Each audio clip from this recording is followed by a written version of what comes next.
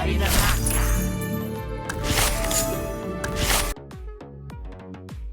Berusaha bangkit. Patriark Nege berteriak. Pengawal? Pengawal? Wahna tersenyum. Tua bangka. Kamu tidak layak dihormati sebagai orang tua. Pengawalmu sudah mati. Bayan Dege menggigil ketakutan. Bayangan penyiksaan seolah tampil di pelupuk mata.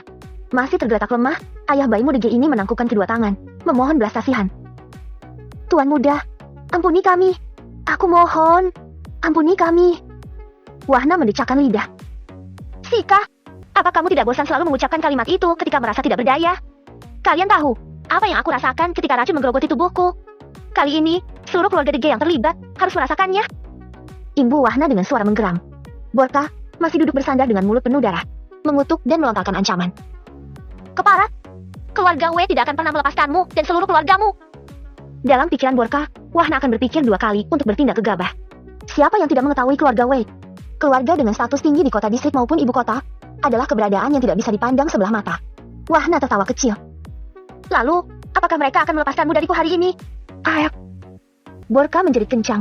Kaki kanannya putus tepat di bawah lutut, ditebas oleh energi yang sama sekali tidak diketahui. Rasa percaya diri Borka langsung menghilang, digantikan dengan keringat dingin di sekujur badan. Pemuda itu lebih kejam dibanding setan. Wahna berpikir sejenak.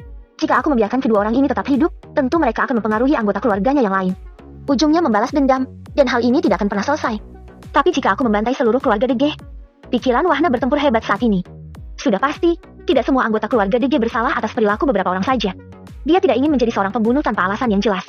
Bunuh saja, tegas Wahna memutuskan, memenggal ketiga pria sekarat di hadapannya. Tanpa banyak berpikir lagi, semua peti kayu yang berisi sumber daya dan hasil perkebunan dipindahkan ke ruang penyimpanan sistem. Menghilang dari tempatnya, Wahna kembali ke kota Ragane. Akademi Seribu Langit. Tetua Namo, sang tetua gagak merah, saat ini sedang duduk di ruang kerjanya. Melihat dan memeriksa catatan kelompok yang terbagi di beberapa tempat. Kelompok itu disebut pencari makan, bertugas mencari sumber daya sebanyak-banyaknya dengan cara apapun juga. Bandit adalah salah satu cara yang digunakan Tetua Namo untuk mempercepat tujuannya. Tetua Namo menoleh dengan alis kiri terangkat. Seekor burung pengirim surat tampak hinggap di jendela ruang kerjanya. Bukan burung merpati, tapi lebih menyerupai burung elang seukuran burung merpati. Murid Akademi Surgawi? Gumam Tetua Namo, merasa tidak percaya dengan isi surat yang dibacanya. Surat itu berasal dari Master Perguruan Langit Distrik Jarangasi. Memberi informasi bahwa seluruh perguruan cabang telah dibantai dan dijarah oleh murid elit Akademi Surgawi. Merasa kurang yakin, Tetua Namo membaca surat itu hingga 2 kali. Langsung menggertakkan gigi di saat berikutnya, bergegas menuju gedung utama Akademi Seribu Langit. Persis sama seperti Tetua Namo, ekspresi Master Sanu menunjukkan ketidakpercayaan. Sang Master Akademi ini kembali membaca surat itu sekali lagi, untuk memastikan bahwa matanya sedang baik-baik saja. Meremas secari kertas surat itu di tangannya, Master Sanu memberi perintah dengan geram. Pergi ke Akademi Surgawi sekarang! Aku ingin tahu penjelasan apa dari mereka! Belum sempat Tetua Namo membuka mulut, Master Sanu kembali berkata. Panggil Nilce kembali ke Akademi. Bawa bukti yang mereka miliki. Dimengerti, Master. Jawab Tetua Namo dengan hormat, langsung membalikan badan dan bergegas. Perguruan Langit Distrik Jarangasi. Berita tentang pembantaian murid-murid perguruan langit yang ada di setiap kota, khususnya di wilayah Distrik Jarangasi, telah tersebar luas kemana-mana. Semua sudut tempat mengetahuinya, dari pejalan kaki hingga tukang panjat kelapa, membicarakan peristiwa menggempakan itu. Bahkan hingga sampai ke distrik tetangga. Perguruan langit memang terkenal sewenang-wenang. Nasib buruk yang mereka alami, justru menjadi berita bahagia bagi sebagian besar orang. Para pedagang adalah yang paling gembira di antara yang lain. Di dalam aula perguruan, wajah-wajah muram terlihat menghiasi ruangan. Sesekali terdengar suara gigi beradu. Acap kali setiap orang mengembuskan napas panjang. Master, perguruan bela diri kita telah menjadi perbincangan semua orang. Kebanyakan dari mereka menggunjing atas keadaan kita saat ini. Keluh tetua pesu, menghela napas setelahnya. Master Junior Nilce, sang master perguruan langit, menanggapi dengan suara berat. Aku sudah mengirim surat ke Akademi Seribu Langit tentang hal ini. Selain itu, kepala distrik juga sudah bergerak membantu kita mencari murid Akademi Surgawi dengan ciri-ciri yang dilaporkan. Sialan orang-orang Akademi Surgawi itu! Kutuk tetua pesu, berkata dengan suara menggeram. Di depan kita mereka seolah bersaudara, tetapi di belakang kita, mereka menikam kita. Master Junior Nilce menerka. Aku curiga, Akademi Surgawi juga memiliki tujuan yang sama dengan akademi kita. Semua harta yang ada di perguruan cabang, raib tanpa sisa. Sepertinya mereka sedang mempersiapkan sesuatu. Imbu Master Junior Nilce mengelus kumisnya yang jarang-jarang. Kota Ragane. Hari berganti, Wahna menuju kediaman Tuan Kota ketika pagi.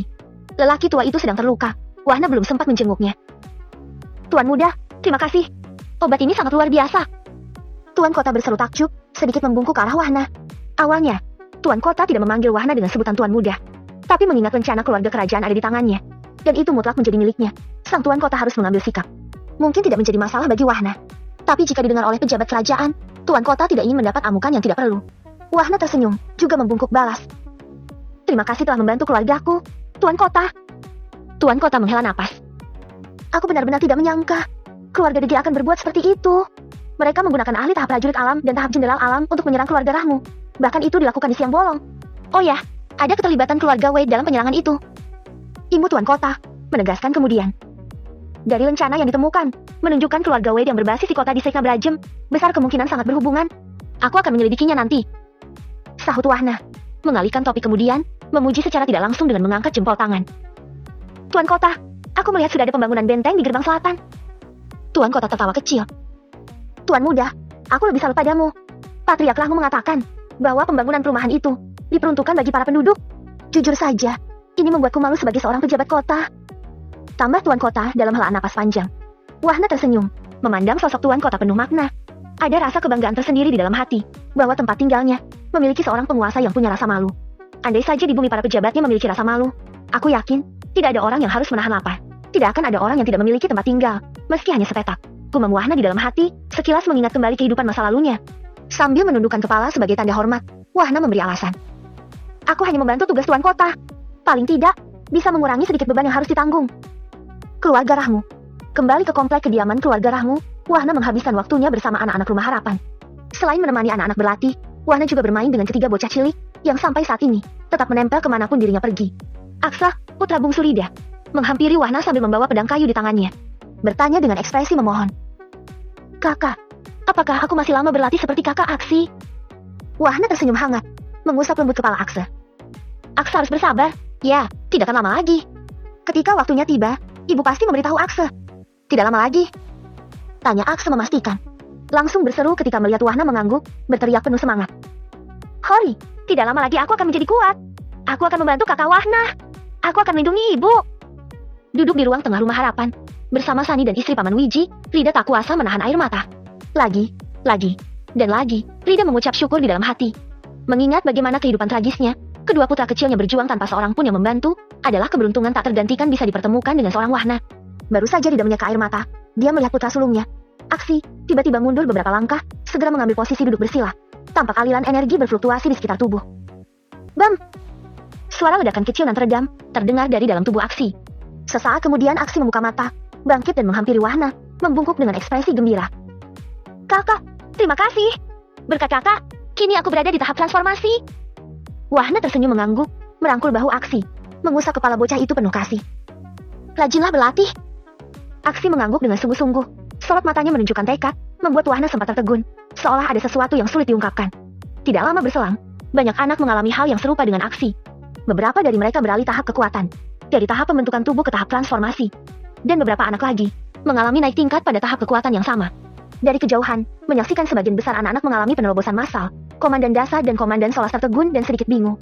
Masih segar dalam ingatan kedua komandan, bahwa anak-anak itu telah menerobos sekitar 1 bulan yang lalu.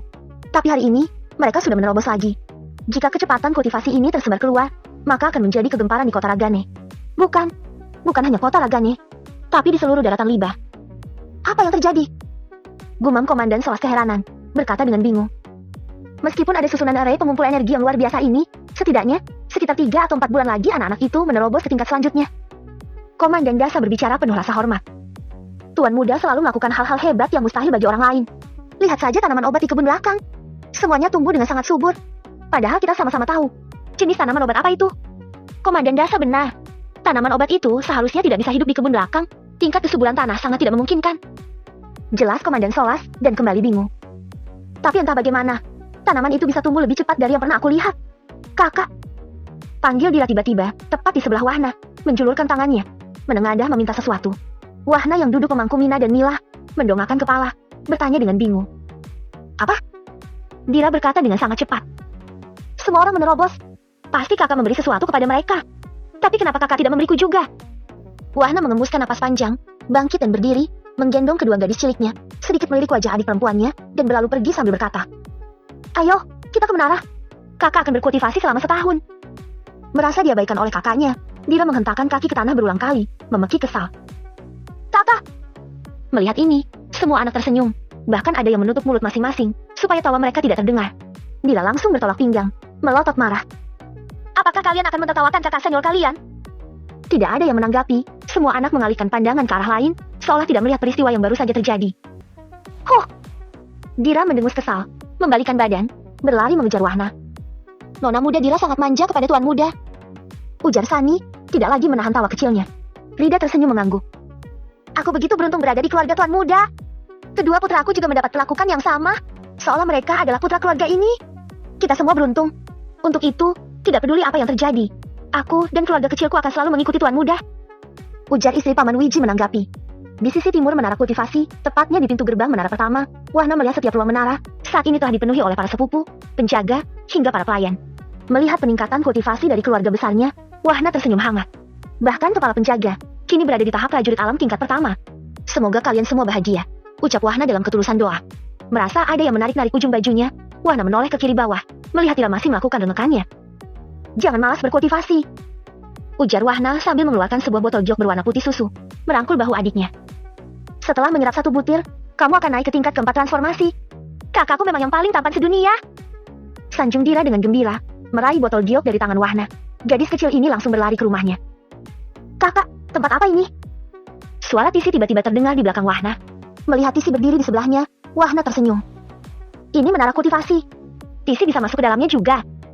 Mendapati kebingungan di wajah Tisi, Wahna menjelaskan semua hal yang terkait dengan menara kultivasi. Tentunya dengan sangat sederhana, agar lebih mudah dipahami oleh seorang Tisi.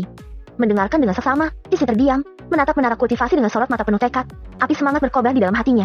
Agar aku bisa selalu bersama kakak Wahna, aku harus menjadi lebih kuat. Menara kultivasi?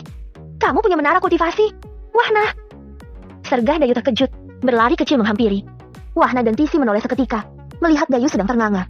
Menatap Wahna, Dayu melontarkan banyak pertanyaan. Wahna, bagaimana kamu bisa punya menara kultivasi? Bukankah ini hanya ada di daratan wajah? Itu pun hanya sekte besar dan kerajaan Hipajama yang memilikinya. Apakah Wandira memberimu ini? Wahna menaikkan alis kirinya. Bagaimana kamu tahu tentang Wandira? Dayu langsung tertegun. Benar-benar lupa bahwa statusnya maupun status Wandira belum diketahui oleh Wahna. Bingung harus menjawab apa, tapi tiba-tiba ia teringat dengan Tuan Kota Ragane. Aku sempat melihatmu bersama Wandira ke kediaman Tuan Kota. Wandira dan aku memang saling mengenal. Kebetulan ayahku dan ayah Wandira adalah sahabat lama. Kelit Dayu mencari alasan, tapi jantungnya sudah berdebar-debar. Mendengar jawaban Dayu, Wahna tidak menelisik lebih jauh, lalu berkata, aku memesannya dari tukang bangunan untuk membuat menara ini.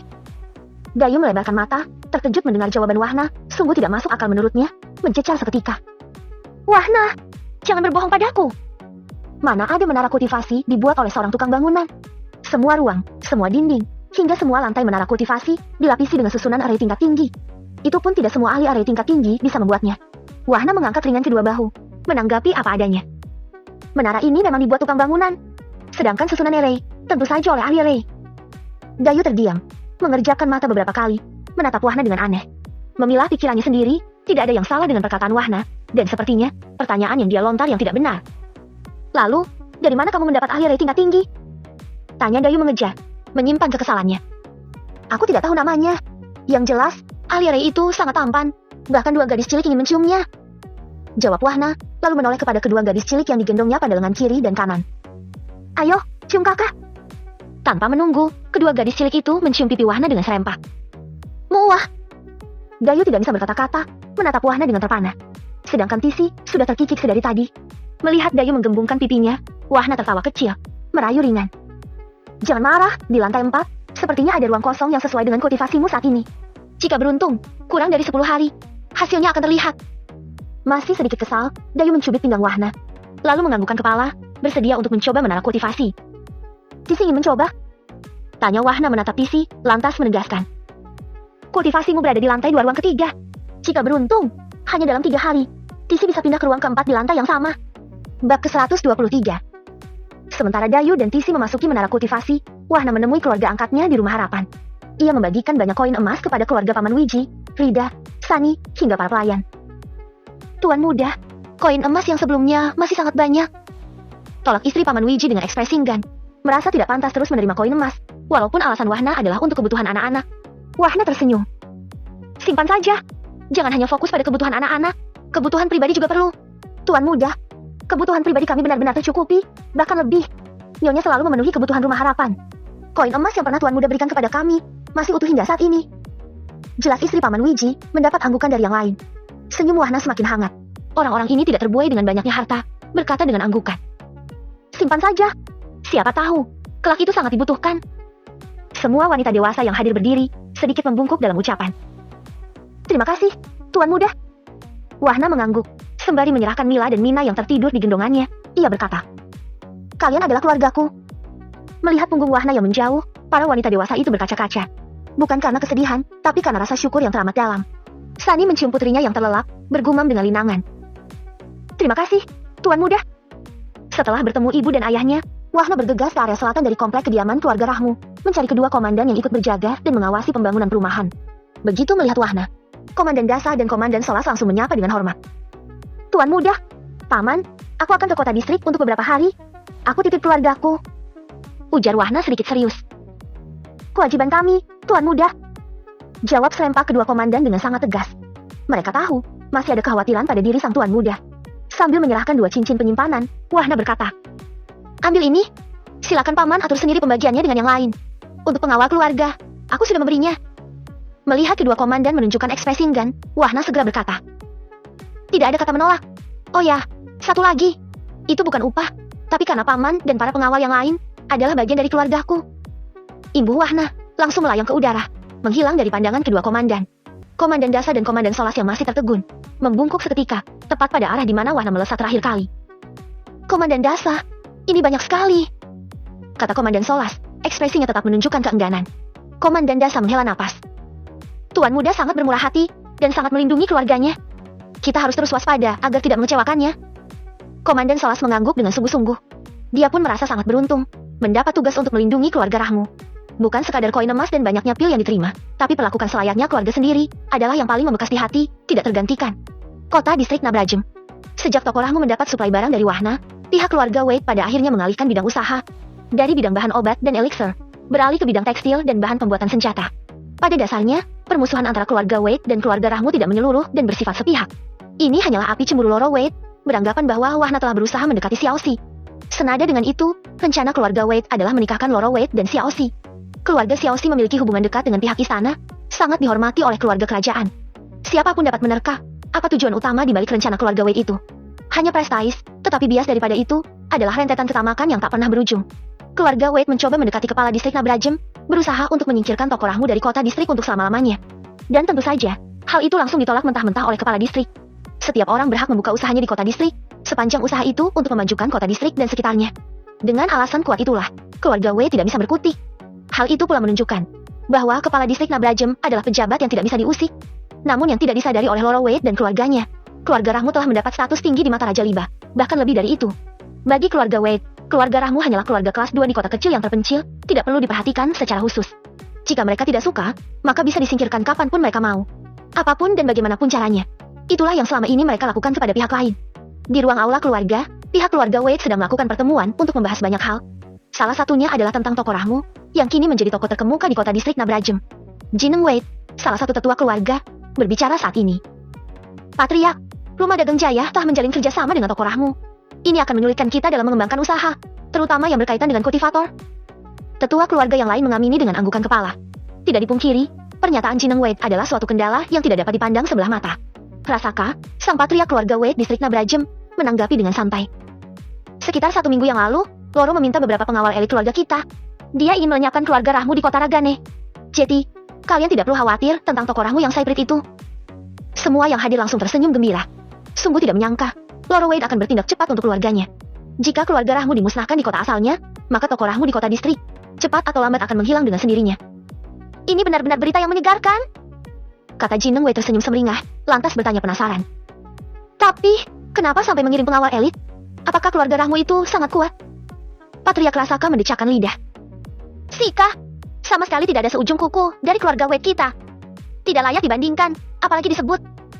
Semua tetua kembali menganggukkan kepala, masing-masing wajah menunjukkan ekspresi bangga. Entah karena sifat atau memang sudah dari sananya, mereka merasa keluarga mereka yang terbaik dan tertinggi. Yang lain, Sika, dengan senyum penuh kemenangan dan kebanggaan terhadap keluarganya, Patriark Rasaka memperjelas. Menurut keluarga Dege yang tahu persis tentang keluarga rendahan itu, mereka menyewa beberapa orang pengawal tahap prajurit alam tingkat menengah. Agar tidak berlarut-larut, tentu saja aku setuju dengan permintaan Loro, mengirim sebagian besar pengawal elit keluarga kita. Mungkin sekarang, mereka sedang dalam perjalanan kembali. dan keluarga tidak jelas itu. Hanya tinggal nama. Bau apa ini? Kenapa begitu menyengat? Serga seorang tetua langsung menutup hidungnya, diikuti oleh para tetua yang lain. Patriark, tetua, maaf. Semua pengawal tiba-tiba mengalami masalah. Kami. Kesulitan melanjutkan laporannya, seorang penjaga yang baru memasuki ruangan berlari keluar sambil sedikit memekik. Aku tidak tahan lagi. Bruat. Suara tidak asing terdengar menembak berantakan. Jelas bagi semua orang. Itu berasal dari bokong sang penjaga, yang saat ini berlari keluar, tergesa dengan kedua tangan menutupi area belakangnya. Karena rasa mulas yang tak tertahankan, sosok pria penjaga yang datang melapor, mau tidak mau, harus mendahulukan mana yang lebih prioritas. Buang air besar adalah nomor 1. Paling terpenting di antara yang genting. Patriark Rasaka dan semua tetua yang hadir, tercengang tanpa kata. Mereka saling memandang satu sama lain, tidak mengerti apa yang terjadi. Penasaran, Patriark Rasaka dan para tetua berlari keluar dari ruang aula. Namun kemudian, mata mereka membelalak lebar dengan tidak percaya. Semua pengawal keluarga yang sedang bertugas telah mengambil posisi berjongkok dengan celana sedikit terbuka, berjejer di banyak tepi halaman kediaman. Buang air? Mereka buang air besar. Gumam heran Patriark Rasaka, memekik dengan tidak percaya. Bagaimana mereka bisa buang air besar? Bukankah mereka seorang kultivator? Tepat ketika petikan marah sang Patriark jatuh, sebuah suara aneh yang mirip-mirip dengan sebelumnya terdengar di antara kelompok tetua, para tetua yang masih berdiri di teras aula. Tak pelak, semua pandangan tertuju ke satu orang, dan seketika itu pula, seorang tetua berlari ke arah belakang aula, lengkap dengan kedua tangan mendekap pantatnya, diikuti suara aneh yang meledak berulang-ulang. Perutku juga sakit. Aku tidak tahan lagi. Baru saja tetua itu berlari, seorang tetua lagi mengikuti. Yang ketiga menyusul, yang keempat selanjutnya. Pun kelima tak ingin ketinggalan. Semua tetua merasakan hal yang sama pada akhirnya, ingin buang air besar dengan segera. Aku juga. Kenapa perutku ini? Aduh, sudah di ujung rasanya. Sakit sekali. Selaras para tetua berlari satu persatu ke belakang gedung aula. Berbagai ucapan ekspresi sembelit mengiringi.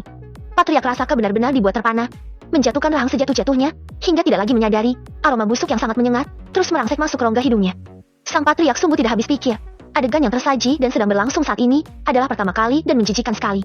Tapi tiba-tiba, Patriark Rasaka mulai sedikit meringis, di kedalaman perutnya terasa diiris-iris, diikuti suara aneh yang meletus dari bokongnya. Bruat, Yur, makan apa aku tadi? Mengatakan itu, Patriark Rasaka bereaksi, pun berlari ke belakang gedung aula. Lebih dari 2 jam lamanya, sang Patriark dan para tetua berjongkok diam, tersebar di banyak titik halaman belakang gedung aula pertemuan. Begitu rasa sembelit menghilang, ketika bokong tidak lagi meledak dengan suara tidak karuan, semua orang mengembuskan napas lega yang panjang. Namun baru 2-3 langkah meninggalkan pijakan. Setiap orang segera menurunkan celana, kembali berjongkok dengan kecepatan ekstra. Hasrat buang air besar tidak tertahankan. Peristiwa seperti ini terus terjadi berulang-ulang. Suara ledakan dengan irama berantakan, terus bergema di tengah halaman, hingga mentari pagi menyambut hari. Seperti biasa, pada bangunan di halaman belakang kediaman, para pelayan wanita keluar dari ruangannya, bersiap untuk segala kebutuhan keluarga Wade. Tapi tepat ketika keluar dari pintu, setiap pelayan mengerutkan ujung hidung, bergegas mencari sumber aroma aneh, sebelum Patriark Rasaka mengetahui dan marah-marah. Begitu menutup jarak dengan halaman belakang gedung aula, para pelayan wanita ini membelalakan mata.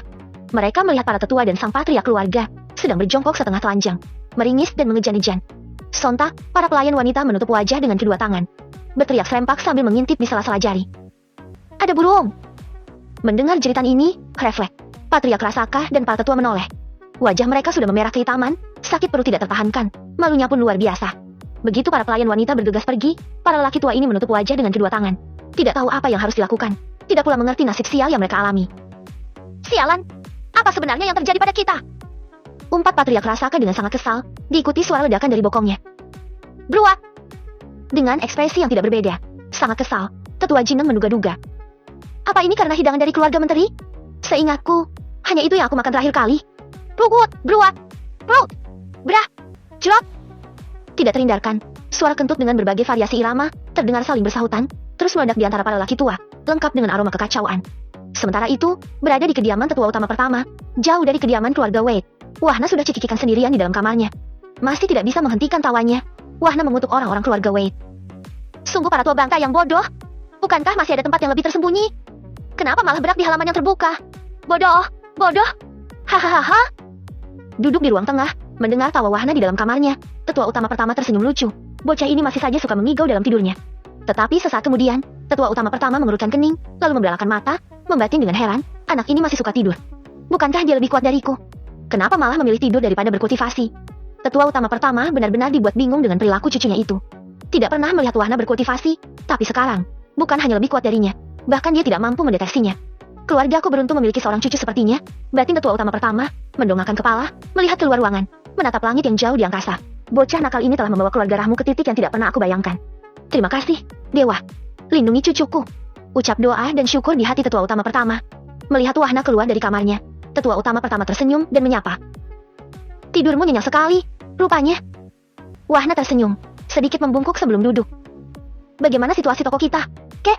Semakin maju dan semakin ramai. Jawab tetua utama pertama dengan semangat, kemudian berkata, oh ya, kakek sempat ke distrik Ranyagi, mengunjungi Mension Harapan yang kamu katakan sebelumnya. Kakek akan membagi sebagian persediaan penjualan dengan Mension Harapan. Terima kasih, kakek. Ucap Wahna sembari menundukkan kepala, lalu menyodorkan beberapa cincin penyimpanan ke atas meja. Ini barang selanjutnya untuk toko kita.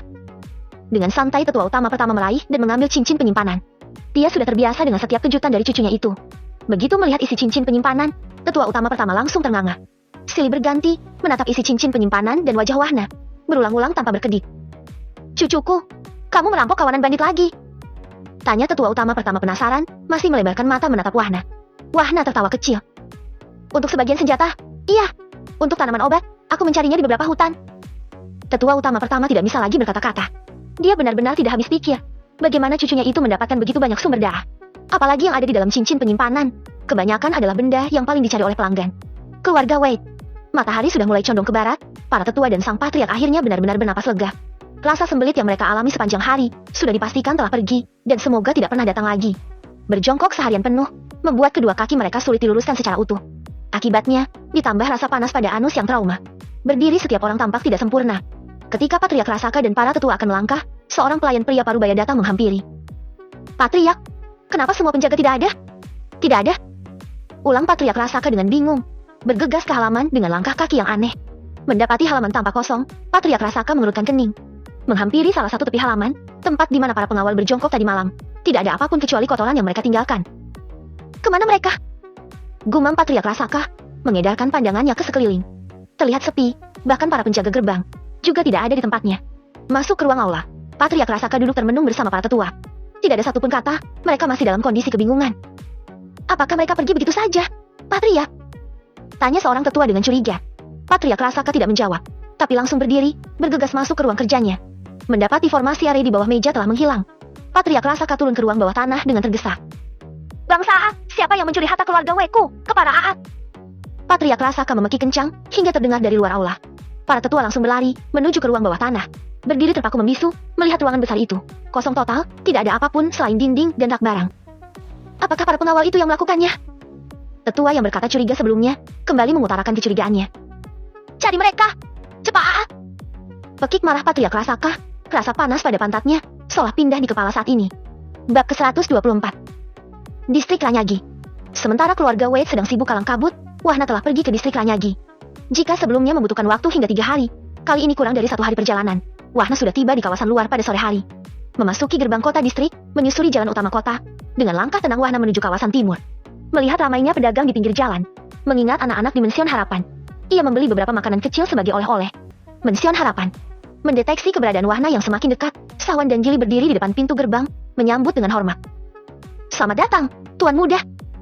Wahna tersenyum ramah, membungkuk sedikit. Terima kasih, Paman. Apakah semuanya baik-baik saja? Aman dan terkendali, Tuan Muda. Jawab Sawan dengan cepat. Di saat yang sama, Winnie sedang duduk di tepi teras tengah bermain boneka. Kedua kaki kecilnya berayun, menoleh ke kiri begitu mendapati pintu gerbang terbuka. Kakak Wahna! Pekik Winnie spontan, melemparkan bonekanya, berlari menghampiri sambil menangis. Wahna tersenyum hangat, berjongkok, membiarkan gadis cilik kurang dari 5 tahun itu, memeluk erat tubuhnya. Kenapa kakak lama sekali? Protes Winnie dengan sesenggukan, kembali memeluk Wahna lebih erat. Aku sangat merindukan kakak. Wahna membelai lembut kepala gadis cilik di pelukannya. Kakak sedang ada keperluan, tapi kakak tetap kembali untuk Winnie. Jangan tinggalkan Winnie lagi. Winnie tidak ingin kakak pergi lagi. Dalam isaknya, Winnie mengerahkan pelukannya, menempelkan wajah kirinya ke leher Wahna. Mendengar dan mendapati perilaku Winnie, hati Wahna merasa terenyuh. Gadis cilik ini belum genap 5 tahun, tapi sudah tidak memiliki siapapun. Benar-benar sendirian, sebatang kara. Beruntung masih ada orang seperti Paman Hidin, orang-orang berhati mulia, bersedia mengulurkan tangan untuk merawat dan membesarkan. Paman Hidin, Bibi Rusmi dan Ayu bergegas ke halaman depan, menghampiri Wahna yang menggendong Winnie. Tuan Muda! Sapa serempak ketiga orang dewasa itu. Wahna tersenyum mengangguk. Kita ke teras tengah saja. Kakak membawa beberapa makanan. Apakah Winnie akan membagikannya kepada saudara yang lain? Bisik Wahna di telinga Winnie, yang sampai saat ini masih membenamkan wajahnya dalam pelukan. Winnie menggelengkan kepala, justru memeluk semakin erat, membuat Wahna tersenyum. Lalu, jika Winnie memeluk kakak seerat ini, bagaimana kakak akan mengeluarkan makanan? Winnie menegakkan kepala, menarik kedua tangan kecilnya dari leher Wahna. Tapi setelahnya, gadis cilik ini kembali memeluk lingkar dada, dan tidak mengatakan apapun. Wahna tertawa kecil, lantas memanggil putra Paman Hidin untuk membagikan makanan ringan kepada anak-anak yang lain. Tepat ketika Wahna mengeluarkan gula-gula, tangan kecil Winnie langsung menyambar satu buah. Tapi tetap tidak mengatakan apapun, dan kembali memeluk badan Wahna. Anak ini sangat merindukanku, batin Wahna menghela napas. Ketika pandangan bergeser ke arah Ayu, Wahna tersenyum mengangguk. Bibi Rusmi segera memperkenalkan. Tuan muda, ini Ayu. Dia temanku ketika masih bekerja di keluarga Wade. Tidak menunda, Bibi Rusmi bercerita apa adanya. Tidak ada satupun yang disembunyikan atau dilebih-lebihkan. Ayu dan putri semata wayangnya menjalani kehidupan miris sebelum berada di Mension Harapan. Wahna menghela napas, menatap Ayu dan berkata ramah. Bibi Ayu, sekarang, Mension ini adalah rumahmu juga. Tidak perlu kemana-mana lagi. Bantu Paman Hidin dan Bibi Rusmi merawat anak-anak yang kurang beruntung ini. Ayu sudah berlinang air mata sejak Bibi Rusmi bercerita betapa malang kehidupan yang harus dia jalani, lebih-lebih dengan putri kecilnya. Ayu berdiri, tanpa mengatakan apapun. Wanita parubaya ini membungkuk dalam-dalam ke hadapan Wahna. Bibi Ayu tidak perlu terlalu sopan padaku. Anggap saja aku putramu juga, sama seperti Paman Hidin dan Bibi Rusmi. Ujar Wahna tersenyum hangat. Lingsi, putri kecil Ayu seusia Winnie, menghampiri ibunya dengan wajah sedih. Ibu, gula-gulaku jatuh. Winnie langsung menegakkan kepala, menoleh ke arah Lingsi. Punyaku masih utuh? Kita bagi berdua. Melihat Winnie dan Lingsi, Wahna dibuat terpana. Kedua gadis cilik itu seperti bocah kembar. Dari sudut manapun mereka sangat sama, hampir identik satu sama lain. Tuan muda, ini putriku, Lingsi. Ucap Ayu memperkenalkan, lalu menatap putrinya. Lingsi, siapa tuan muda? Lingsi memberi hormat, tuan muda. Ucap Lingsi, gadis cilik itu menangkupkan kedua tangan kecilnya. Ini kakakku yang selalu aku ceritakan padamu. Kata Winnie sambil menyerahkan sebagian gula-gula miliknya untuk Lingsi. Pulih dari keterpanaannya, Wahna tersenyum, membelai kepala Lingsi dengan kasih. Lingsi mau menjadi adik kakak? Nama kakak, Wahna. Tanpa ragu-ragu, Lingsi melompat ke pangkuan Wahna, berseru gembira. Terima kasih, kakak. Melihat tindakan putrinya, Ayu terkejut. Urung meraih Lingsi, hanya terdiam menatap. Wahna memangku putri kecilnya dengan penuh kasih sayang. Ya dewa, lindungilah tuan muda. Batin Ayu dalam doa, kian berlinang air mata. Hingga berganti malam, kedua gadis cilik nan kembar beda orang tua itu terus mengikuti kemanapun Wahna melangkah. Keduanya bak ekor yang tidak pernah tertinggal. Meski demikian, Wahna sama sekali tidak keberatan. Ia semakin senang bermain gembira dengan keduanya bersama anak-anak yang lain. Kakak, tuan muda itu sangat baik hati. Ucap Ayu tanpa mengalihkan pandangan, melihat Wahna bermain dengan putrinya penuh tawa. Bibi Rusmi menanggapi dengan suara dalam. Tuan muda adalah dewa penolong bagi keluargaku dan anak-anak ini. Begitu juga denganku. Tegas Ayu, penuh rasa terima kasih dari kedalaman hati. Tidak lama kemudian, Wahna masuk ke ruang tengah, membawa kedua gadis cilik yang terlelap di pelukannya. Meletakkan kedua malaikat kecilnya, Wahna duduk di sebelah Bibi Rusmi. Bibi, apakah ada berita tertentu yang Bibi dengar? Merasa mendapat tugas itu, Bibi Rusmi mengangguk. Akhir-akhir ini, sering terjadi serangan bandit di luar gerbang barak. Desas-desus mengatakan bahwa kawanan bandit itu berasal dari keluarga Wade. Tapi belum ada yang bisa memastikan. Mereka ini tidak ada kapoknya menindas orang. Gumam Wahna dalam helaan napas. Lantas menatap ke arah Ayu. Bibi Ayu, apakah Bibi tahu di mana keluarga Wade menjual hasil perkebunan mereka? Mereka menjualnya ke ibu kota Sarpaden, tuan muda. Angguk Ayu, lalu menegaskan. Tapi biasanya, sebelum utusan dari ibu kota datang, mereka akan menyimpannya terlebih dulu. Dan yang aku tahu, di gudang bawah tanah dekat perkebunan, keluarga Wade memang dikenal sangat arogan. Mereka tidak segan-segan membunuh jika dianggap menghalangi keluarga mereka. Imbu Bibi Rusmi, ada kemarahan dalam nada suaranya. Wahna tidak mengatakan apapun, mengambil jajanan buatan Bibi Rusmi dan Ayu. Sambil menikmatinya, ia berpikir di benak, sepertinya mereka harus dimiskinkan. Bagaimana rasanya, tuan muda? Tanya Bibi Rusmi, penasaran dengan tanggapan Wahna. Wahna mengacungkan jempol kanannya. Mantap! Hampir tengah malam, cahaya bulan semakin terang, mengungkapkan setiap atap bangunan dan ujung pepohonan, menambah kesan indah di bawah langit yang bertaburan bintang. Di pintu gerbang barat kota distrik Ranyagi, dengan tenang Wahna melangkahkan kaki. Menganggukkan kepala ke arah para penjaga, ia keluar dari kawasan kota. Anak muda, sebaiknya berhati-hati. Akhir-akhir ini di luar gerbang banyak kejadian perampokan. Peringat seorang pria setengah baya, salah satu penjaga gerbang. Wahna tersenyum mengangguk. Terima kasih, aku akan mengingatnya. Ratusan meter berjalan kaki, dan masih pada jalur utama kota. Yang terlihat hanyalah ilalang dan rumputan liar, tumbuh subur mengelilingi pepohonan tinggi di kedua sisi jalan. Rimbunnya dedaunan di ketinggian, cenderung menghalangi sinar rembulan, meremangkan situasi, mengesankan suasana semakin suram. Dalam langkahnya ke arah barat, Wahna mengerutkan kening. Dari arah kiri belakang, suara kersik terdengar dari balik pepohonan, sesekali berhenti dan terus mengikuti geraknya. Tentu saja Wahna tahu, suara itu adalah derap tipis langkah kaki. Seringai kejam muncul dari sudut mulutnya, poin pengalaman. Begitu Wahna melebarkan jarak sejauh 3 km dari pintu gerbang kota, 3 orang muncul dari balik pepohonan, menghadang jalan, memandang dengan tatapan tajam. Ketiga sosok itu berpakaian serba hitam, mengenakan penutup wajah dengan warna senada, lengkap dengan pedang panjang di belakang punggung, nyaris serupa dengan sosok ninja ala Jepang. Belum sempat ketiganya bergerak atau mengancam, Wahna menjentikan jari tangan. Tanpa aura dan tanpa suara, tiga-tiganya melebarkan mata. Bu! Suara gedebuk terdengar nyaris serempak. Ketiga sosok ala ninja itu jatuh tersungkur, tidak bergerak lagi. Wahna tidak melucuti mayat ketiganya, tapi menghilang dari tempatnya, muncul di atas ketinggian pohon sisi jalan, mengamati area sekitar dengan seksama. Benar saja, 5 orang dengan pakaian serupa muncul dari arah yang sama, menghampiri ketiga sosok ala ninja, para sosok yang sudah tergeletak tak bernyawa.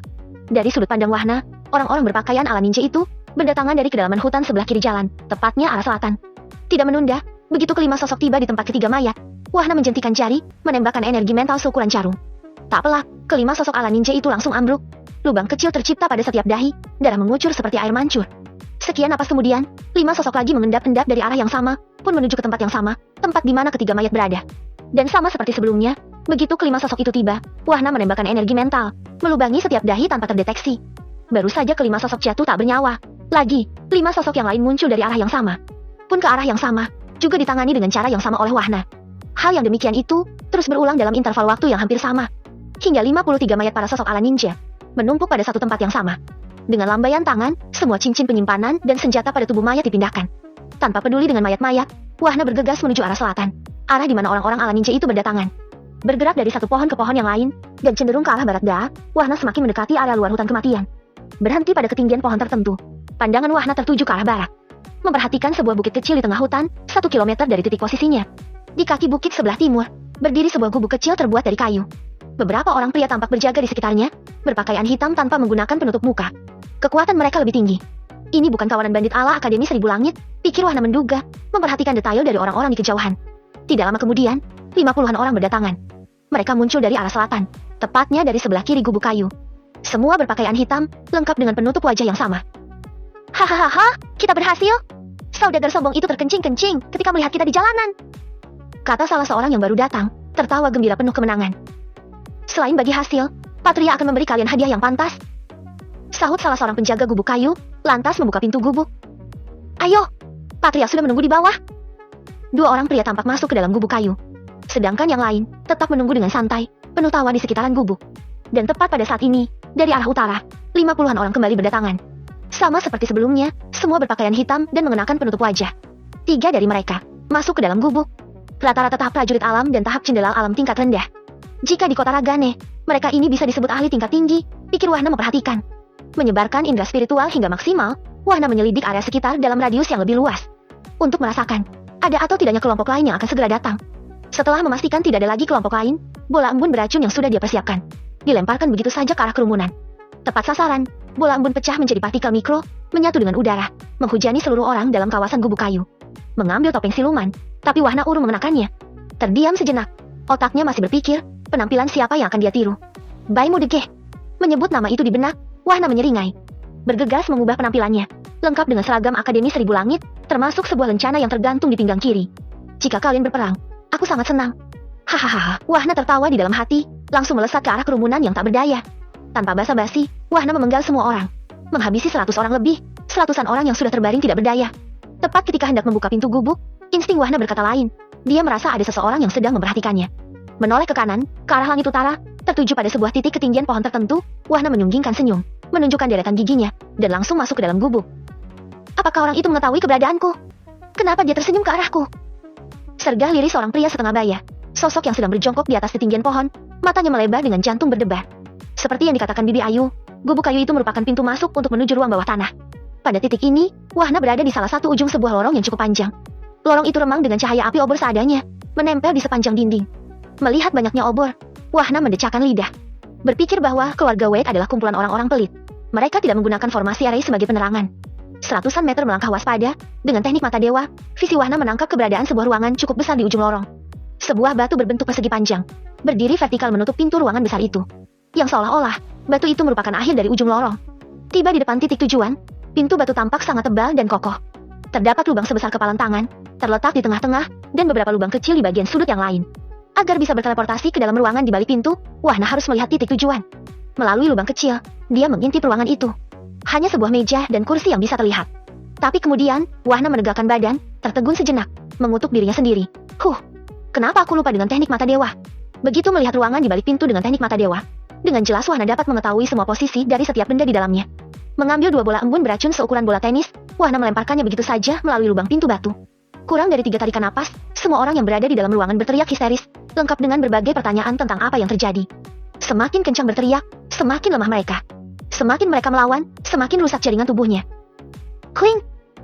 Muncul di dalam ruangan. Wahna tersenyum indah ke arah 10 orang. Mereka yang saat ini sudah terbaring lemah tidak berdaya. Siapa kamu? Bentak salah seorang di sebelah Patriark Tabu Joy. Matanya waspada, tapi tidak mampu bertindak apapun. Dengan penampilannya, Wahna tersenyum menghina. Mengabaikan ke 10 pasang mata yang menatapnya, ia melangkah ke satu-satunya pintu yang lain, pintu yang terletak pada dinding ruangan.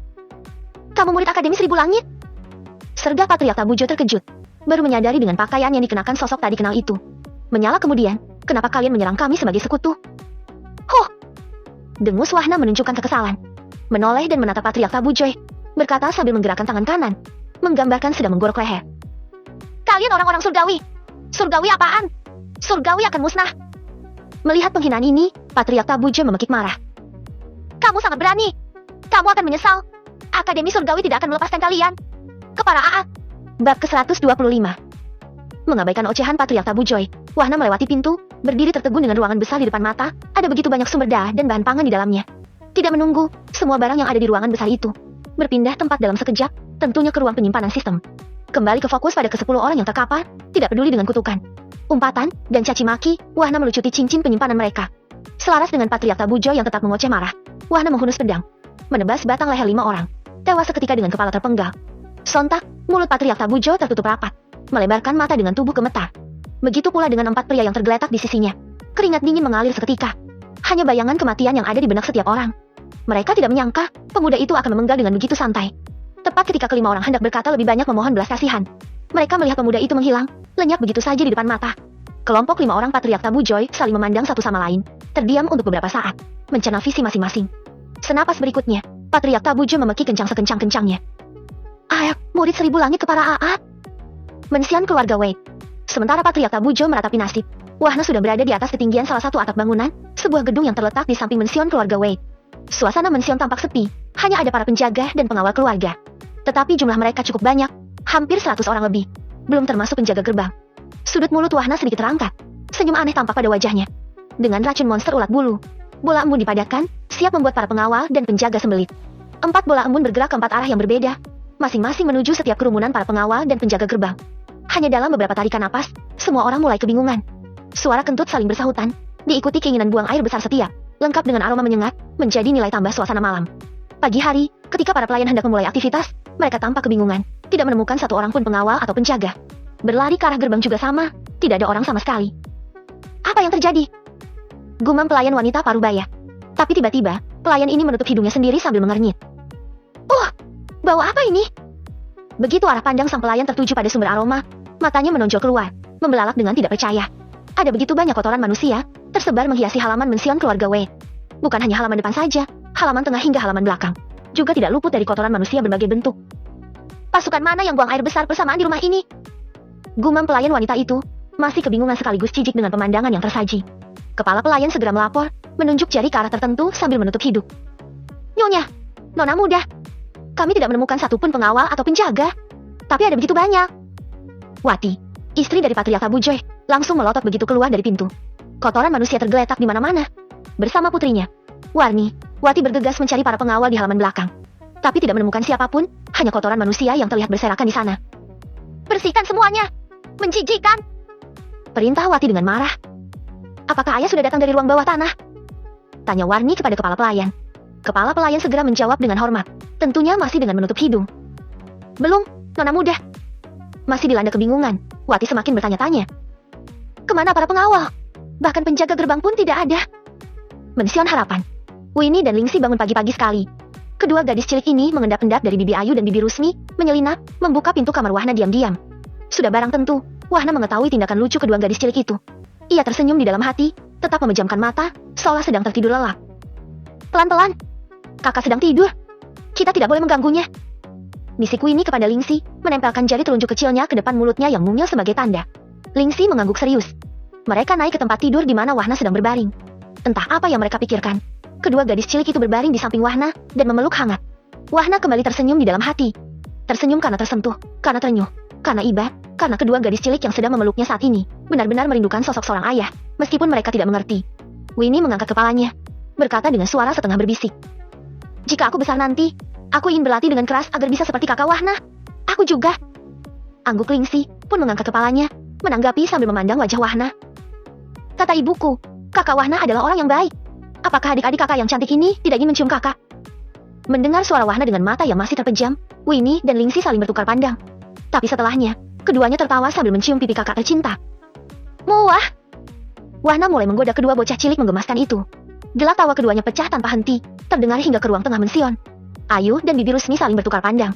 Ayu yang tampak khawatir, mendapat tepukan hangat di tangannya. Tuan muda adalah orang baik, lebih dari yang kamu bayangkan. Ujar Bibi Rusmi menatap Ayu, lalu berkata sambil tersenyum. Dengar! Apakah kita pernah mendengar kedua putri kecil kita segembira hari ini? Kakak, terima kasih telah membawaku bersamamu. Ucap Ayu, memeluk Bibi Rusmi dengan mata berkaca-kaca. Bibi Rusmi menepuk hangat punggung sahabatnya itu, berkata dengan lembut. Ingat apa yang dikatakan Tuan Muda kemarin? Rumah ini, mension harapan ini, juga rumahmu. Tidak perlu kemana-mana lagi. Bantu aku merawat kedua putri kecil kita dan semua anak-anak kita. Ayu mengangguk berulang kali, menyeka air mata yang mengalir begitu saja. Ketika Wahna dan kedua gadis kecil itu masuk ke ruang tengah, Bibi Rusmi dan Ayu langsung berdiri. Selamat pagi, Tuan Muda. Santai saja. Bibi tidak perlu terlalu sopan begitu. Anggap saja aku sebagai putramu juga. Ucap Wahna tersenyum. Ibu akan ke pasar. Ayu berkata menatap Lingxi, lantas mengulurkan tangan. Ayo. Lingxi yang biasanya langsung melompat ke pelukan ibunya, justru menoleh ke arah Wahna, seolah sedang meminta persetujuan. Wahna tertawa kecil. Lingxi harus menemani ibu agar menjadi anak yang baik. Mendengar ini, Lingxi mengangguk, melompat ke pelukan ibunya. Ayu. Sedangkan Winnie, gadis cilik ini malah memeluk erat paha kiri Wahna. Jika aku ke pasar bersama ibu, kakak pasti pergi meninggalkan Winnie.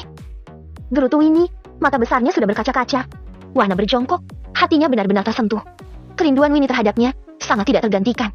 Membelai kepala gadis cilik yatim piatu itu, menatapnya dengan kasih sayang, mengecup keningnya kemudian. Masih ingat dengan ini? Mengatakan itu, Wahna menjulurkan jari kelingking kanannya, serupa ketika ia akan meninggalkan mension harapan bersama Lina di waktu yang lalu. Kakak tidak akan pergi. Bahkan kakak akan jalan-jalan sambil membeli boneka dan makanan yang banyak. Rayu Wahna dengan sabar. Mendengar kata boneka, mata Winnie langsung berbinar. Benarkah akan membeli boneka? Kakak janji, ya? Wahna mengangguk seraya tersenyum hangat. Janji. Segera Winnie melepaskan pelukannya, menghampiri Bibi Rusmi. Ibu, kita ke pasar. Bibi Rusmi dan Ayu tertegun, perubahan sikap Winnie sangat tiba-tiba. Kakak, apakah aku juga akan mendapat boneka?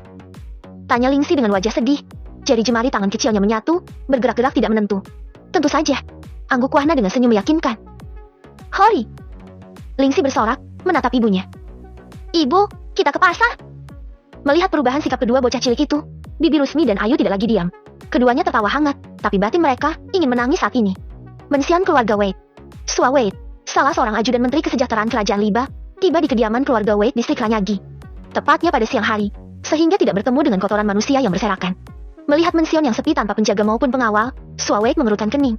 Begitu melewati pintu gerbang, dia melihat Wati. Keponakannya sedang mondar-mandir seperti orang yang kebingungan. Menyadari kedatangan Sua Wade, Wati bergegas menghampiri dengan berlari. Paman? Mendapati keponakan tersayangnya menunjukkan ekspresi cemas, Sua Wade tidak bisa tidak bertanya. Ada apa? Kenapa tidak ada satupun penjaga? Paman, kemarin ayah dan para tetua pergi ke ruang bawah tanah. Tapi sampai sekarang mereka belum kembali. Sedangkan para pengawal dan penjaga, tiba-tiba mereka menghilang. Tidak tahu kemana perginya. Jelas Wati dengan sedikit terisak. Sua Wade semakin menyatukan kedua alisnya, menoleh ke kiri, memberi perintah kepada para bawahannya. 10 orang tetap di sini. Jaga keponakanku dan putrinya. Sisanya ikut aku. Saat itu juga, Sua Wade dan para prajuritnya bergerak menuju gerbang barat kota distrik. Ingin melihat apa yang terjadi sebenarnya. Setengah jam kemudian, rombongan Sua Wade yang menarik perhatian banyak orang, sampai di titik tujuan, pada gubuk kayu yang terletak di dalam hutan. Melihat dan merasa situasi sedikit berbeda, sebagai eksistensi tahap jenderal alam tingkat ke-9, Sua Wade menyebarkan indera spiritualnya ke segala arah. mencari keberadaan penjaga atau pengawal keluarga Wade. Namun tetap saja, dia tidak menemukan satu orang pun. Kenapa tidak ada penjaga sama sekali? Gumam Swawade dengan heran. Masuk ke dalam ruang bawah tanah. Swawade melihat pintu batu masih dalam posisi tertutup rapi. Tidak ada jejak energi pertarungan, tidak pula ada jejak aura yang lain. Namun aura beberapa orang yang dikenalnya terdeteksi berada di balik pintu batu. Alangkah terkejutnya Swawade ketika pintu batu terbuka. Patriark Tabujoy, kakak kandungnya, bersama para tetua keluarga, dalam kondisi terbaring lemah tak berdaya di lantai ruangan. Sedangkan 5 orang pengawal yang lain sudah tidak bernyawa dengan kepala terpisah dari badan. Dengan mata memerah menahan amarah, Swawade langsung bertanya, "Kakak, apa yang terjadi? Siapa pelakunya?" Patriark Tabujoy mengangkat kepalanya dengan lemah. "Murid Akademi Seribu Langit. Dia mengambil seluruh harta dan sumber daya yang kita kumpulkan." "Akademi Seribu Langit?" Ulang Swawade terkejut, tertegun mendengar jawaban sang patriark. Berpikir prioritas, Swawade menoleh ke arah seorang lelaki tua. "Tabib, tolong periksa kakakku dan para tetua." Begitu tabib kementerian memeriksa kelima orang, dia mengerutkan kening berulang kali. Menatap Swawade, menyampaikan analisisnya. "Tuan Sua, mereka terkena racun yang mirip dengan racun perusak, tapi lebih ganas. Bukan hanya kultivasi yang akan menurun, tapi langsung menghentikan penggunaan energi alam. Dengan kata lain, mereka menjadi orang biasa tanpa kultivasi." Tak pelak, Swawade dan semua orang langsung tercengang. Mereka merasa, ini hanyalah ilusi pendengaran di telinga. "Tabib, apakah kau yakin? Kenapa aku masih bisa merasakan kultivasinya?" Swawade bertanya penasaran, sekaligus ada kekhawatiran di wajahnya. Sang tabib sedikit membungkuk. "Penurunan kultivasi hanyalah masalah waktu, tapi sama sekali tidak mampu menggunakan energi. Itu sama dengan tidak memiliki kultivasi." Lelaki tua tabib kemudian memandang ke arah Patriark Tabujoy dan keempat tetua. "Apakah kalian mampu mengalirkan energi ke meridian? Jika tidak, maka aku yakin kalian sudah merasakan apa itu lapar." Patriark Tabujoy dan para tetua saling bertukar pandang. Ingin sekali mereka memenggal kepala murid Akademi Seribu Langit yang mereka temui tadi malam. Jika bukan murid itu yang meracuni, lalu siapa lagi? Swawade menatap Patriark Tabujoy. "Kita pulang dulu. Prajurit, angkat keluargaku kembali ke Mension." Mension Harapan. 3 hari berlalu begitu saja. Selama 3 hari itu pula, Wahna hanya menemani anak-anak berlatih dan bermain. Winnie dan Lingxi tetap saja menempel kemanapun kakak tercinta itu pergi. Di ruang tengah, Wahna duduk bersama Paman Hidin dan Bibi Rusmi, begitu pula dengan Ayu. Melihat Paman Hidin yang baru keluar dari pelatihan tertutup, Wahna tersenyum hangat. "Kultivasi Paman telah meningkat. Selamat, Paman." Paman Hidin langsung membungkukkan badan. "Ini semua berkat Tuan Muda. Itu hasil usaha Paman sendiri." Wahna melambai ringan dan tertawa kecil. Kemudian berkata, "Paman, setahun lagi, toko di depan baru bisa digunakan. Jadi, sekarang fokus saja berkultivasi. Ini untuk Paman, gunakan untuk kebutuhan Paman dan Mension Harapan." Menerima dan melihat isi cincin penyimpanan, Paman Hidin terkejut, menatap Wahna dengan enggan. "Tuan Muda, koin emas pemberian Tuan Muda sebelumnya, sama sekali belum berkurang. Semua kebutuhan telah terpenuhi dari koin perak." Wahna tersenyum hangat dan menghela napas. Dia senang dan bahagia bahwa orang-orang terdekatnya tidak tamak akan kekayaan. Harta adalah salah satu cara untuk menguji kesetiaan. Itulah yang digunakan Wahna untuk melihat sejauh mana orang itu tetap teguh pada pendiriannya. Dan tentu saja, pendirian yang dimaksud adalah berguna untuk kehidupan orang banyak. Nah, artinya, yang berada di tangan Paman saat ini, untuk berjaga-jaga jika ada situasi yang mendesak. Sahut Wahna memberi penjelasan. Mendengar alasan yang masuk akal, Paman Hidin menganggukkan kepala, kembali membungkuk. "Terima kasih, Tuan Muda. Bibi Rusmi, ini untuk Bibi. Di dalamnya, jangan hanya untuk kebutuhan anak-anak saja, tapi untuk kebutuhan semua orang. Jika habis, ada Paman Hidin." Ujar Wahna, kembali menyerahkan sebuah cincin penyimpanan. Tidak mungkin tidak. Bibi Rusmi ternganga melihat apa saja yang ada di dalam cincin penyimpanan. Yang pertama, sang Tuan Muda memberinya 10 juta koin perak. Dan sekarang, dirinya dibekali 10 juta koin emas. Menatap Wahna dengan mata berkaca-kaca, Bibi Rusmi berkata, "Tuan Muda, dari 10 juta koin perak, kami baru menggunakan 2 juta. Jadi..." Kalimat Bibi Rusmi terputus, Wahna menyalah. "Bibi Rusmi ini sama dengan Paman Hidin. Jika nanti koin perak habis, maka gunakan koin emas. Jika koin emas habis, maka Paman Hidin yang bertanggung jawab." Meski tetap merasa tidak enak dan sangat malu, Bibi Rusmi tidak berani untuk menolak. Sosok wanita mulia bagi Wahna ini membungkuk dan mengucapkan terima kasih. Mengalihkan pandangannya kepada Ayu, dengan senyum hangat Wahna berkata, "Bibi Ayu, seperti yang aku katakan sebelumnya, anggap aku sebagai putramu, karena kini putrimu menjadi adikku. Mension ini juga menjadi rumahmu, rumah kita semua. Dan ini untuk Bibi Ayu." Ayu tetap diam, seolah kehilangan reaksi. Dia masih tertegun dengan jumlah koin perak yang disebutkan Bibi Rusmi sebelumnya. Dan sekarang, Ayu menerima sebuah cincin penyimpanan dari sang Tuan Muda, pemuda yang baru dikenalnya, pemuda yang menjadi dewa penolongnya. Begitu melihat isi cincin penyimpanan, mata Ayu tidak sekadar memerah, tetapi basah, air matanya mengalir dengan sendirinya. Betapa tidak, 10 juta koin emas, tertata rapi di dalam cincin penyimpanan. Bukan pula hanya koin emas, deretan botol pil untuk kultivasi, juga tersedia dalam jumlah banyak. Ayu langsung berdiri, ketika hendak berlutut, Bibi Rusmi segera menghentikan. Aku sudah mengatakan padamu, Tuan Muda melarang kita berlutut di depan siapapun. Tersadar akan ucapan Bibi Rusmi, Ayu membungkuk dalam-dalam, berkata dengan suara sesenggukan. Terima kasih, Tuan Muda. Terima kasih. Terima kasih. Semua ini untuk adik-adik Tuan Muda.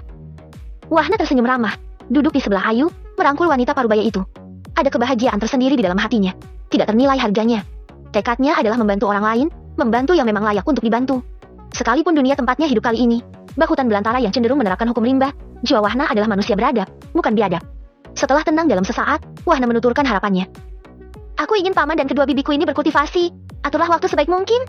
Selain itu, jika ada anak yang kurang beruntung, maka bantulah mereka jika memang pantas untuk dibantu.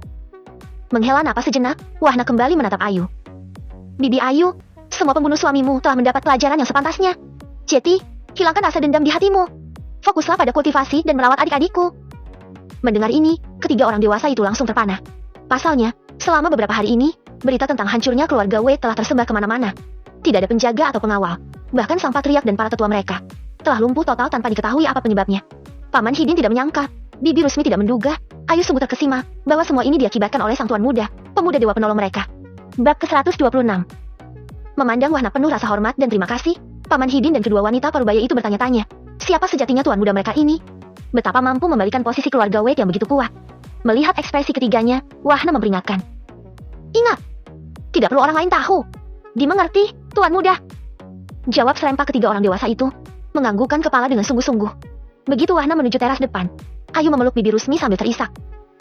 Kakak, terima kasih. Aku bersumpah, akan selalu bersamamu dan mengikuti tuan muda sampai kapanpun. Bibi Rusmi membalas pelukan teman sekaligus saudaranya itu. Juga bermata merah, meski pada akhirnya, air matanya jatuh juga. Di sebelah, Paman Hidin tetap diam, benar-benar kehilangan kata-kata. Jika mengingat bagaimana pertama kali bertemu Wahna, sama sekali tidak ada dalam pikirannya, bahwa pemuda itu akan menjadi sosok dewa penolong baginya. Wahna tampak seperti pemuda biasa, tidak ada yang istimewa sama sekali. Tapi kemudian, semua itu berubah 180 derajat. Di teras depan, Wahna meminta Sahwan dan Gili untuk bertemu dan berdiskusi ringan. Sepertinya paman berdua sudah mengalami peningkatan kultivasi. Ucap Wahna membuka pembicaraan. Sahwan menundukkan kepalanya. Ini semua berkat tuan muda. Gili bertanya dengan memelangkan suaranya. Tuan muda, maaf jika aku lancang. Kenapa aku tidak bisa melihat kultivasi tuan muda sama sekali? Padahal 2 bulan yang lalu, kami bisa melihatnya. Wahna tertawa kecil. Kurang lebih hampir sama dengan paman berdua. Mendengar jawaban Wahna yang sangat santai, kedua pria tua itu saling bertukar pandang dengan rahang terbuka. Mereka bertanya ulang dan serempak seolah telah bersepakat. Tahap jenderal alam. Hanya 1 bulan lebih sedikit, sudah masuk ke tahap jenderal alam. Ucap Gili dengan tatapan takjub, mengungkap kemudian. Tuan muda, aku membutuhkan 100 tahun dari tahap prajurit alam ke tahap jenderal alam. Tapi tuan muda, aku jadi bingung. Imbu Gili, semakin pusing dengan kultivasi Wahna yang meningkat terlalu cepat. Wahna mengabaikan tatapan konyol kedua pria parubaya di hadapannya. Lalu berkata dengan ekspresi serius. Paman berdua, jika aku membutuhkan bantuan di luar dari tugas penjagaan maupun pengawalan atas pembelian mension ini, apakah paman berdua bersedia? Mendengar ini, kedua pria itu langsung berdiri, membungkuk dengan hormat, dipertegas oleh Sahwan. Tuan muda, kami semua telah bersepakat, akan berhenti dari rumah dagang Jaya. Kami akan mengikuti tuan muda, terlepas kami mendapat upah atau tidak. Kami telah membicarakan ini sejak lama, tuan muda. Imbu Gili dengan anggukan serius. Secara tiba-tiba, 18 orang lainnya berdiri di depan teras, membungkuk dan berucap serempak. Kami mengikuti tuan muda. Suara serempak itu bergema, membuat Paman Hidin, Bibi Rusmi, dan Ayu terkejut sekaligus kagum. Jelas mereka belum mengetahui bahwa para penjaga dan para pengawal itu telah bekerja tulus bukan karena upah, melainkan karena tuan muda mereka. Wahna tertegun pada awalnya, tapi tersenyum hangat kemudian. Sungguh tidak menyangka, dirinya akan mendapat orang-orang terbaik yang akan mengikutinya tanpa harus mencari. Apalagi kultivasi mereka semua tergolong tinggi, berada di tahap prajurit alam tingkat tinggi dan tahap jenderal alam tingkat tinggi. Bahkan Sahwan dan Gili sudah setengah langkah lagi menuju tahap raja alam. Wahna berdiri, sendiri membungkuk di hadapan para pengawal dan para penjaga. Terima kasih, paman semua. Melihat sikap Wahna yang sederhana ini, tidak ada yang tidak terpana. Benar-benar menghargai diri mereka, walaupun mereka hanyalah kumpulan pengawal dan penjaga. Selama ratusan tahun mereka hidup, baru kali ini mereka melihat ada sosok pemuda yang menunjukkan sikap rendah hati. Setelah ke-18 orang itu kembali ke posisi masing-masing, Wahna berusaha menekan kegembiraannya, tersenyum menatap kedua pria parubaya di hadapannya, Sahwan dan Gili. Dengan mimik wajah serius, sambil menyerahkan kristal berwarna merah, Wahna berkata, Paman, aku ingin paman berdua berjanji padaku. Jika suatu hari ada gangguan yang rasanya tidak bisa ditangani, bawalah keluargaku ini ke kota Ragane. Temui keluarga Rahmu. Serahkan kristal ini kepada penjaga gerbang. Katakan bahwa pesanku ada di dalamnya. Aku berjanji, Tuan muda, ucap serempak Sahwan dan Gili. Ekspresi keduanya pun sangat serius. Wahna menambahkan kemudian, simpan kristal hijau ini. Ketika memasuki kediaman keluarga Rahmu, maka kristal ini akan memberitahu identitas paman berdua, baik itu kepada patriark maupun kepada pengawal keluarga. Gili yang diserahi kristal hijau menganggukkan kepala. Dimengerti, Tuan muda. Paman, 2 cincin ini untuk paman berdua. Kemudian sisanya, berikan kepada setiap paman yang bertugas. Imbu Wahna kembali menyerahkan 20 cincin penyimpanan. Mata Sahwan dan Gili persis sama seperti paman Hidin, membelalak lebar. 60 juta koin emas, 20 botol jok berbagai jenis pil, dan juga elixir yang sangat dibutuhkan, kini berada di tangan mereka. Tuan muda, ini... Belum selesai Sahwan berkata, Wahna langsung menyelah. Itu bukan upah. Itu untuk motivasi dan kebutuhan paman. Sanwan dan Gili kembali berdiri, membungkuk dalam-dalam seraya mengucapkan terima kasih. Sepanjang hidup mereka, baru kali ini keduanya mendapatkan harta dan sumber daya yang berlimpah, dan itu hanya dalam satu tarikan napas. Aku hanya ingin satu, jaga keselamatan keluarga mension ini. Itu saja. Ujar Wahna dengan nada tegas. Dengan nyawa kami, Tuan muda. Tegas rempak Sahwan dan Gili. Baru saja Wahna berdiri, bermaksud untuk ke ruang tengah, suara Winnie terdengar dari balik dinding. Kakak, apakah kakak akan meninggalkanku lagi? Wahna menoleh ke kanan, tersenyum lembut, melihat Winnie ditemani Lingxi, sedang berdiri berlinang air mata. Meraih kedua gadis cilik yang terlihat kembar itu, Wahna menyeka air mata keduanya, berkata dengan lembut. Dengarkan kakak, ketika kakak pergi, buktinya kakak kembali lagi. Kakak tidak akan pernah meninggalkan Winnie dan Lingxi. Winnie dan Lingxi memeluk Wahna dengan erat. Terlebih Winnie, isaknya semakin jelas dan padat. Bocah perempuan ini menolak dengan sesenggukan. Aku selalu ingin bersama kakak. Tetap memeluk kedua bocah cilik itu, dengan sabar Wahna merayu. Jika Winnie ingin selalu bersama kakak, maka beri kakak kesempatan untuk menyelesaikan keperluan kakak. Ketika keperluan kakak selesai, kakak pasti kembali lagi. Kakak berjanji. Ucap Winnie menegakkan kepala, menjulurkan jari kelingkingnya yang kecil, diikuti oleh Lingxi. Wahna tersenyum, mengaitkan kedua jari kelingkingnya ke jari kelingking kedua gadis cilik. Kakak berjanji. Kedua gadis cilik itu terdiam, tapi Winnie menatap Wahna dalam-dalam. Lalu mencium kedua pipi Wahna, mengembuskan napas panjang setelahnya. Wahna tertegun sejenak. Tatapan Winnie seolah sedang mengisyaratkan sesuatu, tapi tidak tahu apa sejatinya itu. Ayo kita main boneka lagi. Kakak sudah berjanji padaku. Ajak Winnie, meraih lengan Lingxi, kembali ke ruangan tengah. Wahna terdiam, lalu menatap Sahwan dan Gili, tapi tidak mengatakan apapun. Berpikir, Winnie adalah sosok yang mampu mengendalikan diri. Setelah mengucapkan kata perpisahan kepada penghuni Mension Harapan, Wahna kembali ke kota Ragane. Tujuannya kini adalah hutan kematian, tempat di mana ruang batu berada, tempat yang dia anggap sebagai rumah kedua. Kota Ragane. Di saat yang sama, Tuan Kota mengerutkan kening dengan kepala mendongak. Seekor burung elang hitam raksasa, dengan tutup kepala berlapis emas, tampak melintasi langit kediamannya. Keluarga kerajaan. Gumam Tuan Kota, bertanya-tanya tanpa mengalihkan pandangan. Ini prajurit tingkat menengah dan tingkat tinggi. Kemana mereka? Tapi ketika teringat dengan sosok Wahna, terlebih memperhatikan arah terbang burung elang hitam raksasa, Tuan Kota terkejut sendirian. Keluarga Rahmu. Tidak menunda, bersama beberapa orang prajurit kota, Tuan Kota bergegas menuju kediaman keluarga Rahmu. Bukan hanya Tuan Kota, semua orang juga memperhatikan dengan tanda tanya. Siapa keluarga kerajaan yang melintasi daerah mereka? Ini sangat jarang terjadi, bahkan dalam beberapa ratus tahun terakhir. Mereka dari generasi tua, utamanya yang berumur panjang akibat kultivasi yang terus meningkat, sangat mengetahui kapan dan di mana terakhir kali burung elang hitam khusus itu melintas di langit kota Ragane. Kediaman keluarga Rahmu. Begitu burung elang hitam raksasa mendarat di depan pintu gerbang, penjaga gerbang yang berasal dari utusan kerajaan bergegas melangkah keluar untuk menyambut. Jelas mereka tahu siapa-siapa saja penunggangnya. Salam, Jenderal. Sapa dua orang berbadan tegap, berlutut di depan Jenderal Pon dan kelompoknya. Cepat bangkit. Mengatakan itu dengan suara lirih, Jenderal Pon sedikit menjulurkan kepalanya, melirik ke arah dalam pekarangan keluarga Rahmu. Kedua penjaga itu merasa sedikit heran, ekspresi Jenderal Pon tampak khawatir, tapi mereka tetap harus mengikuti perintah. Baru saja kedua penjaga bangkit dan berdiri, Komandan Dasa dan Komandan Solas muncul dari arah selatan. Keduanya langsung berlutut, menyapa dengan hormat. Salam, Jenderal. Ayo cepat bangkit.